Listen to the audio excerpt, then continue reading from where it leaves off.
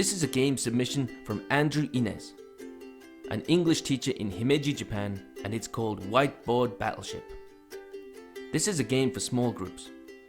Whiteboard Battleship works best for elementary students and older. Here's how to play. Divide the class into 2 teams or a few small groups of 2 teams. Draw a grid with 9 squares on both sides of a whiteboard. You can also use paper as long as they are hidden from the other team. Draw or write 1 word into each square in the grid. The words or pictures have to be the same on both whiteboards. Also draw a mini grid on the top left or right of the big grid. Now each team chooses 3 squares in their grid and draws a spider or something in each. The aim of the game is to correctly guess where those 3 spiders are. It's up to the teacher what language is required to make a guess. For younger students, they could just read the word.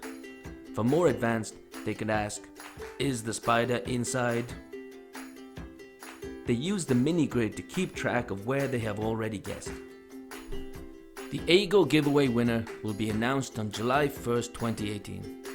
Winners are decided by which video gets the most views, likes and comments across all our media platforms over a 10-day period.